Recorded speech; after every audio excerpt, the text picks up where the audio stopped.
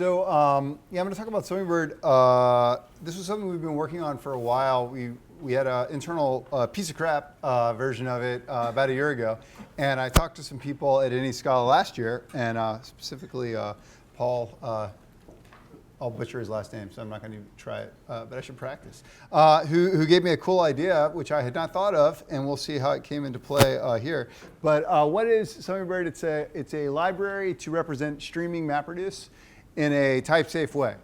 So if you want to compose together a lot of MapReduce flows, and that's something that I think about a lot, but I don't want to do it with some of the poor solutions that we have now.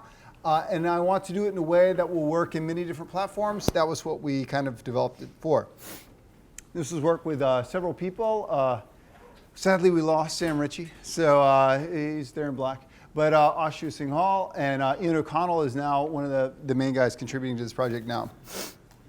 It's all on GitHub. We do all the development on GitHub. If you make a pull request, we do it. We deploy that jar internally. So totally open source thing. So what was the problem we were trying to address? So the main thing that we wanted to do was make it easy to express correct code to deal with billions of events a day.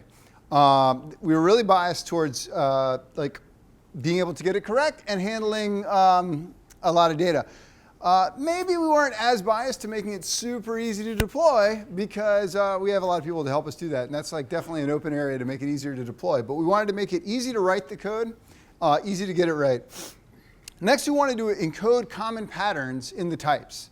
So a lot of analytics loads look very similar to one another. If you look at them long enough, it gets pretty boring. So a lot of people, if you've heard about Hadoop, you'll see all these word count examples. And at first you're like, well, that's really stupid. Why don't they do something more exciting? But if you're working on these systems at all, everything is word count. It's just the words are not like words, and maybe the integers aren't what you're adding up. But it's almost all word count. So there are a few more patterns than that, but we wanted to take some of those and encode those into the types. And next, we wanted to improve agility of teams within Twitter and get a lot of voluntary adoption.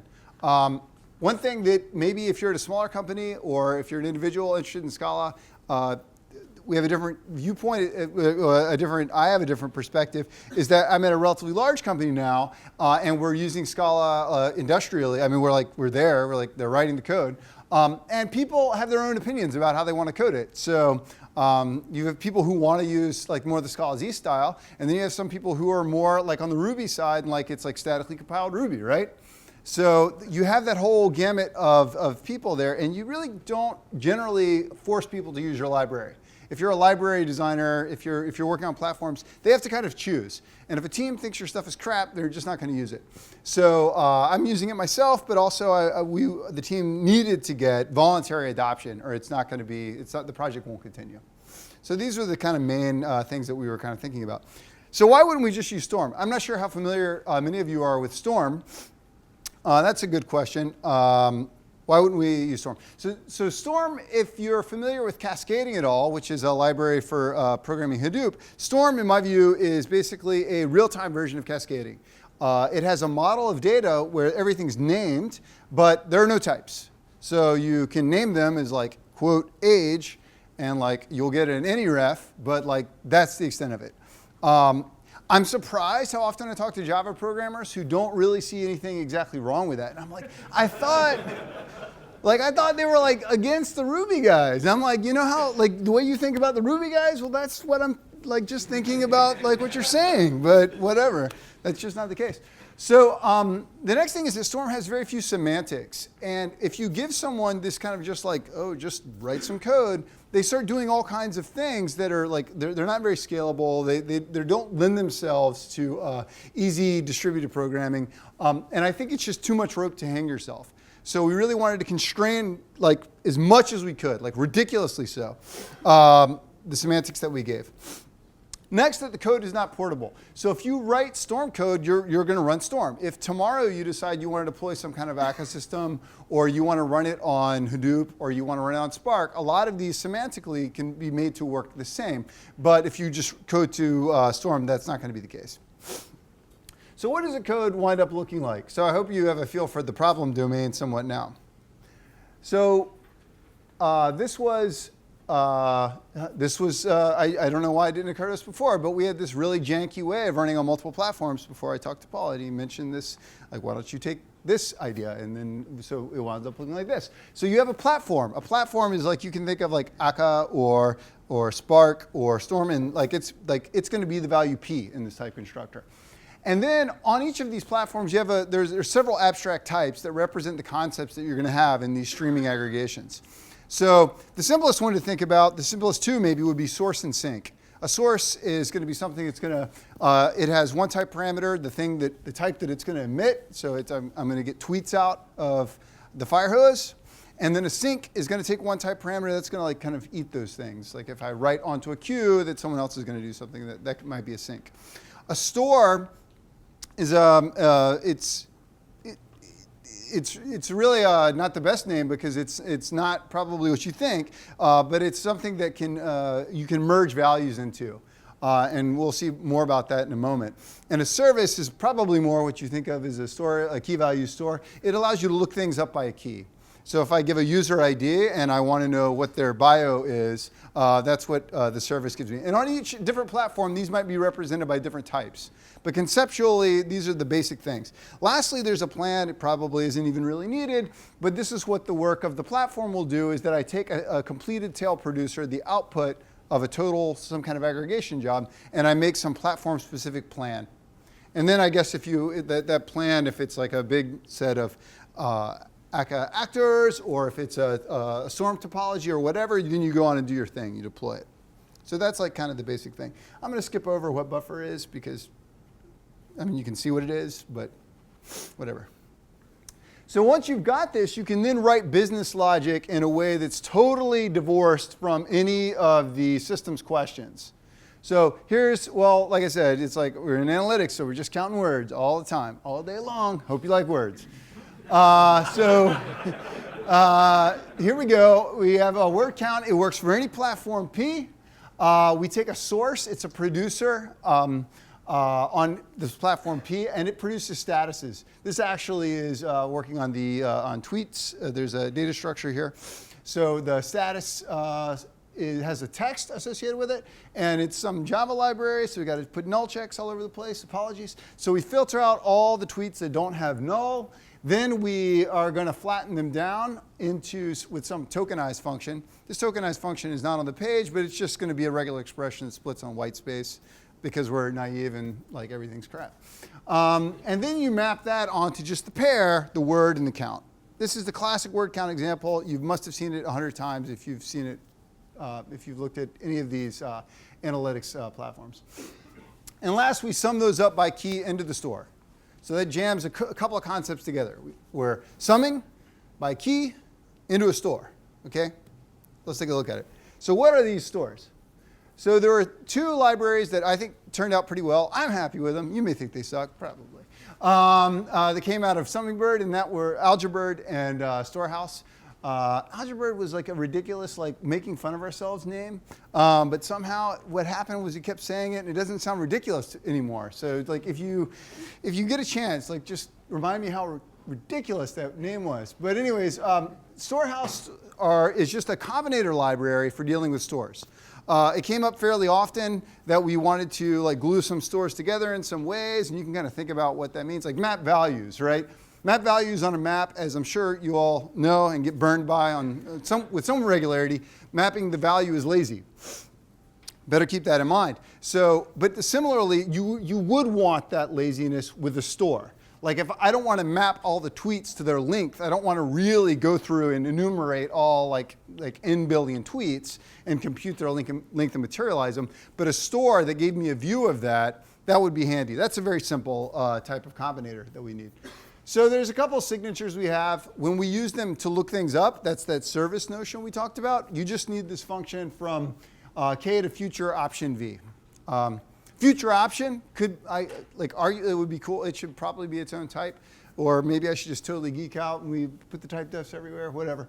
But it's a monad. It's got some like all the nice properties. It's fun. Merge is another thing that we use a lot, and we're going to see where we use that in a second. But it's very commonly you have some key. I don't really care what the value is now. I just want to increment it. Like how many times did I say Hadoop in this talk, and like it's like all you have to do is merge in one more. For reasons why, which I can, like we can talk about probably later if you're interested, what should the return of merge be? I argue strongly that it should be the value just immediately prior to the merge. I have a couple of reasons for it, and that's what it returns. But we have this fun stuff. We have this combinator library. It's called Storehouse. It's on GitHub. And Doug here, like it's like totally jamming on it, like making it not suck. So thanks, Doug. What are the sums? Well, we just heard all about what the sums probably are about. They're monoids. Actually, we got really distracted. Everybody's into the monoid. We realized, actually, we really probably just care about semigroups. And so one of the best things I've probably done at Twitter is allow people to finally start saying monoid and semigroup like all the time with a straight face. And like, here's my like add engagement like counter semigroup. And I'm like, that is so cool that they're talking about add engagement semigroups. And anyway, so on Algebird, we've got like a crap ton of them. It's like the hackish industrial version of Spire. Spire is prettier. We can all admit that, but this you go to war with the algebra you've got, you know. So that's what we do. But what are the monoids that we use a lot? We use quite a lot of sketching algorithms, and those are probably the big difference between what we've focused on in Algebird and certainly what I've seen in Scala Z or in Spire. So it turns out that a lot of interesting calculations, approximate calculations, are representable as monoids. And this becomes very useful when you want to distribute over like huge amounts of data. I've talked about that. I'm sick of hearing myself talk about monoids, frankly. But you can look that up. It's really interesting. It's really it's the parallelism that you can get from the associativity is pretty powerful. And you can also do another trick with it, which I will talk a little bit more about. But if you're trying to count a lot of things, one of the big things that I talk about a lot is it's really foolish to have like billions of tweets a day and then like really obsess about trying to count every single one. So just because you can build a system with a queue and you're going to try to do this is a really, really foolish thing because no system is perfect. You're probably dropping some percentage of the tweets at ingest, putting them on the queue, et cetera. So it's incredibly foolish in my view to then like totally geek out about trying to keep an integer exactly right for all these keys that you know the input has got to be no more than there's certainly more than 0.1% error, right? So why not use an approximate data structure that can do it for you with 1%, 0.1% the storage space? And that's what all these things offer you. Super fun. And even I'm interested in some problems like this, and I think there's a little bit of a mismatch between people in the kind of data community and machine learning community that I think could get a lot of mileage out of a lot of the algebraic concepts and even the category theoretic concepts, which are a little bit distinct, and what people who are really interested in, say, for instance, if you look at Haskell or Scala Z, less so. I think Eric's very interested in actually doing like arithmetic and math and things like what you probably thought of as math as a kid. But like I'm really interested in this, and I would like us to think about this. What happens when you have these properties that we kind of like, and they're not always true? And that actually seems to come up a lot of times. Like we just heard about monoids, and we heard like the property they need to have, this associativity, so do semigroups. But what if you have an object that doesn't have that property exactly? It's not exactly associative. You could, like, if you imagine a set, a big set of items, and you could build out a table, you could say associativity, put some constraint on what that table can look like. What if you just go in a couple of places and break it? Like addition modulo 3, okay? And like in a couple of places, you like just change the number to 0. Okay, you're gonna like unless you happen to choose the place where it was 0, you're gonna break associativity by doing that. But what if you do it in very, very few places, and you had an approximation anyway? You might not care. You might be willing to run this kind of thing, not for addition, obviously, but for an algorithm that's going to estimate like the direction of a vector. If it's off by a little bit, you probably don't care, and you might leverage some of the same systems benefits you got from the associativity to say I don't care. A better example are doubles and floats. They're not associative, as I hope that everyone knows. Due to the IEEE 754 standard, if you take A plus B and then add C to it, it will not necessarily and quite often be different from B plus C, but then A was added to it. But it's probably not meaningfully different to you because you probably didn't care the order in which you got these doubles. So that's another example where it's like, strictly speaking, doubles are not associative, but it's not meaningfully different because actually, like, what do I like average over the 3 choose 2 ways to do that? I don't know. So anyways, back to like software. I guess a lot of us are just interested in types and how we like put our type parameters down. So let's talk about that a little bit. In Summingbird, we think of everything as a producer. This is like, they're very similar models of writing computation that many people talked about. I guess it's somewhat similar to all the iterative stuff. It's a very simple concept. But the idea of a producer is it's something that's going to come down the pipe, and one thing at a time is going to pop out of this. You're never really going to have one in your hand. It's like really something that like describes a computation, but that's kind of the model. And once you've got this, you've got a bunch of simple operations. Most of these are mapping operations that take a single thing and expand them out. The other thing that you could do, so is it, like, this is another annoying thing. Like, as a community, it'd be cool if we could like vote on what is the name of the function that is kind of like bind, the monadic bind, but isn't monadic bind that you see popping up like all over the collections library. Like, that would be cool. Like, what if we just called it like concat-map or something? Or I don't know, maybe we just should call the monadic bind. But anyways, this is not a monad. It's an applicative functor for those people who are like in the house who care about such things. But it does have a flat map method because most people who work with the collections library think they know what flat map means. It means take a single thing out, put it onto more things, but then flatten it down, okay? And I'm not going to be that dude at Twitter who's like, no, seriously, man, that's not like flat map. I'm not going to ship it your code. I'm not that guy. So anyways, one of the cool things you can do is you can look things up and you can do some joins. And we'll see more about that. But suppose you have a producer of longs that represent a user ID. You might want to say, how many tweets did that person make? And that's a lookup function. Okay. Other than that, you're doing your thing. So all the reductions, and I talked about we wanted to constrain the class of operations that you could do. So actually all of the reductions you can do are only semigroups. At first we said monoid. Turns out the 0 is not very useful. You can think about the 0 of the monoid being useful for stores. Like I can have a sparse store where I don't need to store zeros. It's an efficiency there. But from a systems perspective, I don't think monoid is like really meaningfully better than a semigroup when you're building these kinds of systems. And we do get some parallelism from using that, which I'll describe in a moment. But we have a producer. If you have a producer that is a tuple of K and V, then this can be implicitly converted to a keyed producer. And that gives us several other methods. So once you have a key down, you can think about things like you can join as a stream comes through this key and a value. I can go take that key and look up some value, some other U, and attach it. This is we call this the left join because it's semantically equivalent to like SQL's notion of a left join. You can also join two streams together by these keys.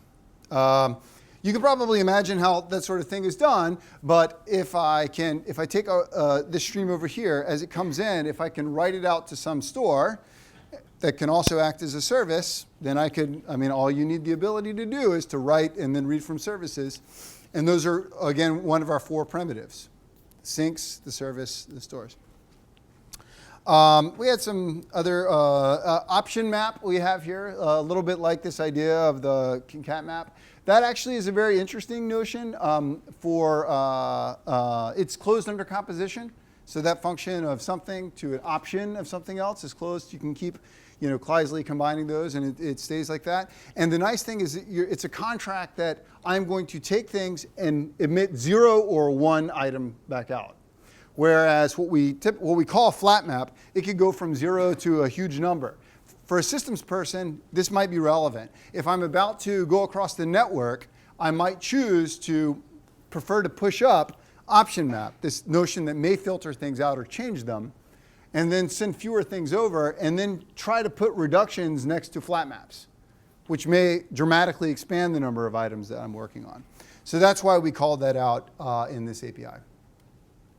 Okay, so looking back, you've seen a few of these here. We had the filter, we had the flat map. We can add more of these functions. It's an interesting kind of API question. Where do you put like compositions of these functions in an API? I'd be interested if someone has some strong feelings about that to tell me about where to put them. One thing is to junk it all up and like you've got like traversable once and like, okay, and now there's 10,000 methods I could have done with for each. And like maybe you just jam it right there in that trait. I don't know. Maybe you do an enrichment and you say like, actually I have this class of things, but I'm interested in a different one. But we have some, and here they are, and here I'm applying a few of them here. So I'm taking a producer of P, and I'm going to wind up producing another producer at the end of the day. And then I can schedule that. So where are the monads here? You know, we can't just stick with monoids. They're too limiting. So we have to have some kind of cred. So we playing around with monads in the planner designs. So the planners are implemented as monads over the kind of inputs that we need on these Java-based platforms, such as Hadoop or Storm. They have some mutable data structure underneath, and a common pattern that we found very nice was the reader. So we use the reader monad to, rather than to do any mutation as we're planning, we're composing this computation. So we get the reader monad up there, and then we have some type that we define, this flow producer. It's going to, based on this flow input, produce a flow. Well, that's straightforward. And then we can go through, and in this planner that renders these graphs of maps and flat maps that aren't flat maps and sum by keys, we're really just building up this computation that at the end of the day, once we've got the plan, we can apply to like Storm or like some system like Samza or like Hadoop to build up the actual description of the real computation. In that planner, we've had a few implementations. We've had one for Akka that we experimented with a little bit. It's not in production. It's not actually even an open pull request in the code base now. I'd love it if someone got into that.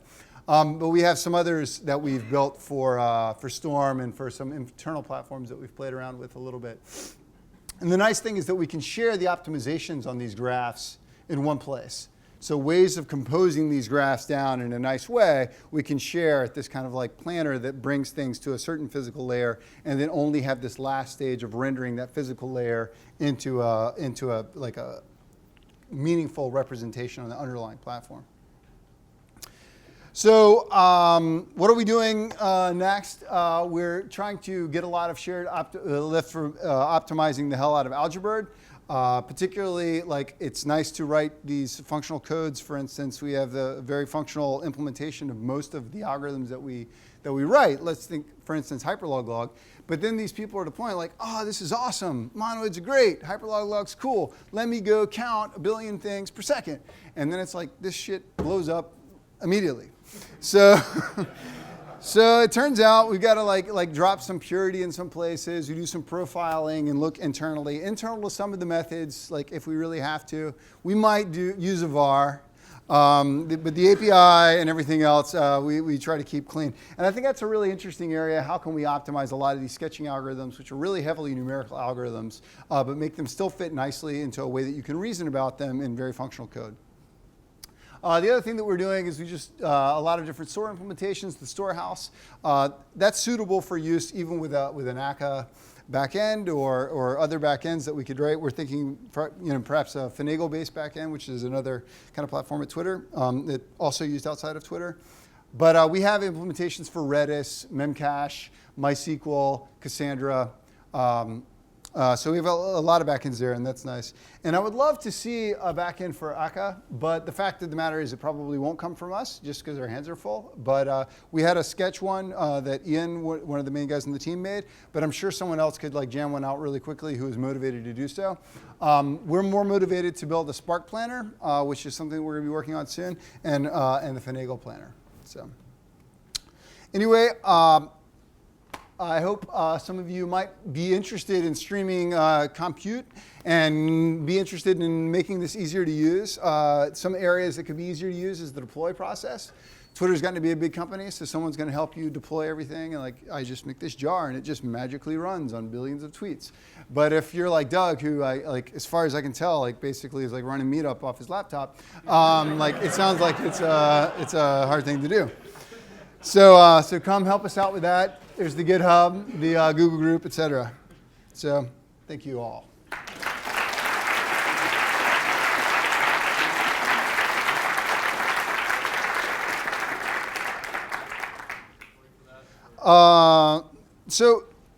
No similar story at all. And part of the issue is the following: if you have this notion of this graph that you're going to then plan and then render and then submit, I guess we could try to abstract over how other platforms would do that. But in Storm, it wouldn't even be that well defined, because Storm, it's really focused on a stream computation where you define it once for all time and then you just shove like data through it forever. And I think you can imagine kind of staging it up really quickly, and maybe something like Akka would be good there, especially with the sampling kind of picture, where maybe you're only sampling some of the items that come into your inputs and you just kind of see how it works. But we really don't do that much of that. Mostly because of our data, the scale of our data, like that doesn't really, it's not that practical. At a different data scale, it might be more practical. So if someone worked on that, that would be awesome.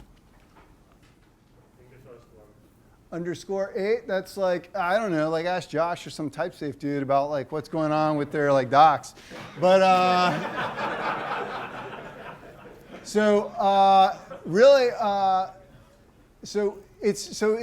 there's this service type with a sink.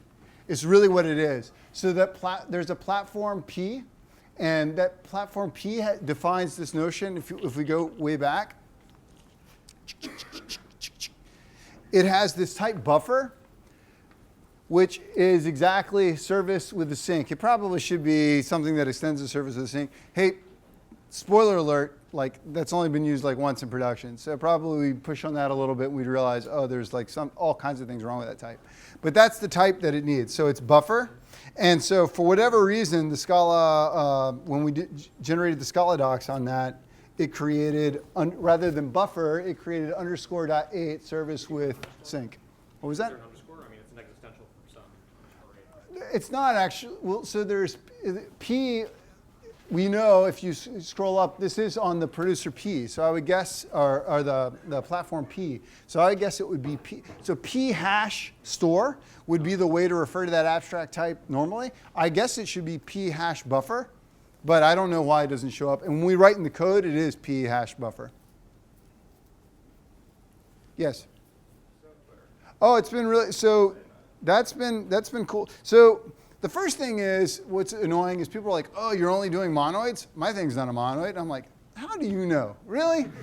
Do you have a proof that that is not a monoid? I don't think you have a proof it's not a monoid. So I have to go and like say, and even, but I will admit, it's kind of hard. I was working with Fabian over there, and he's like, I want to do this thing, and I'm like, I'm not sure it's a monoid. I'm like, oh, it's a monoid, come on. So we sit down with it, and it's kind of like that old joke. It's like, you have this, like, it's like, is that really trivial? And the professor pisses around, he looks at it, stares, thinks a little bit, and he goes off to his office, comes back, he's like, yes, it is actually trivial. And so that happened, and then we worked on it. We write some unit tests, and like, no, actually, like this damn thing that I said was a monoid wasn't a monoid. But then I went home and I thought about it again. I'm like, no, it is a monoid. And so there is some amount of that. Okay. That having been said, most people are adding up numbers or sets or hyperlog logs or count-min sketch. It's totally clear what those patterns are. And I think about between 2/3 and 75% of our streaming jobs now, analytics jobs, are on Summingbird rather than like pure Storm. So it's been very successful in that way. People hate, I would love to talk to, I'm going to run out of time. Oh, I've got a minute. One thing that I got really into, like, let's make it as correct as possible the first time around. But it turns out like people don't like, I mean, I don't know. I got up this morning and got on the treadmill at the gym. I don't know how many of you did, but it's like people don't like them taking their medicine. And so like at the first thing you got to do is like write down all these types. They don't like it. Now they certainly don't like it when they deploy their job and it fails, and they're like, ha, should have put some types. Like they don't like that either. But it's kind of like, I didn't really want heart disease, so should have gotten on the treadmill, But nobody really thinks that way, and it's like some kind of medicine that they don't want to take. So we're trying to find this balance. Like we could have geeked out about serialization. I had some tweets with Heather about like pickling versus like the jank fest that we have. But the thing about our jank fest is it's our jank. No, is that that's probably true. But the thing about that is that people really don't want to specify serializers for every stage of that operation, and most of the times they won't be needed. Because the compiler is going to crush these things down, and very few of the types will cross between mapper and reducer, it's not needed. So that's an example of a case where we relax some type safety. We don't there's not a type safe proof that you have serialization. And most people seem to like that until their stuff doesn't work. So I don't know. It's something I'd really like to have a round table on. Anyways, I'm out of time. Thanks a lot.